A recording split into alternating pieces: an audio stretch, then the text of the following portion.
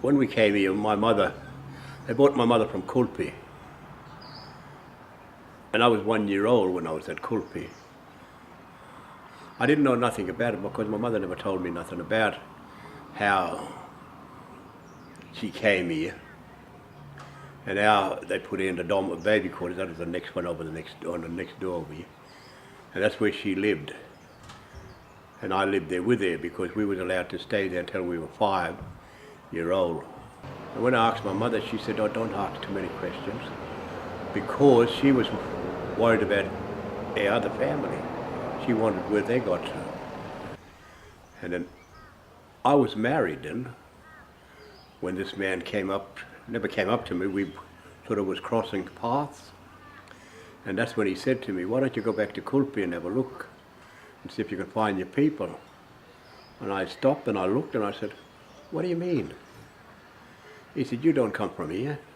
And that's the first time I ever knew it. And I said, "You sure you're talking to the right person?" "Yeah," he said. He said, "If you want proof," he said, "you go out and I'll tell you this. They picked you up from my sister's step. She only had one step into her house. And she said, they picked you up there and your mother was following you. And the police pulled up there with a truck, told your mother that she had to pack her stuff, which she had nothing much to pack. She put it in a flour bag. They said, right, I'll pick up your Sunday, you're going to Sherbeg." But since that man told me about that, I went out to QUILPIE to see if everything was true, you know. And when I went out there, I went to this Mrs. McCullough, I think her name was, McCullough, and I knocked on her door. And I said to her,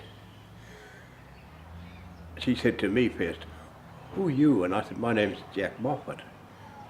And she said, "Who?" I said, "Jack Moffat." And she sort of stepped back. And she said, "You Ethel Moffat's son?" I said, "That's right." She said, "The one with the crooked arm, my mother had a arm like that."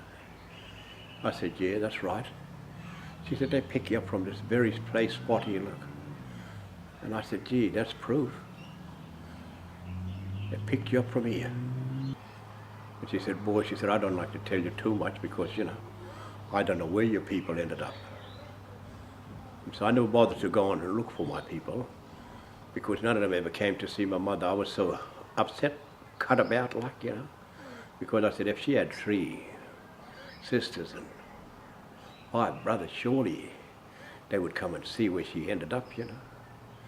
And I was bitter from that time on, more or less.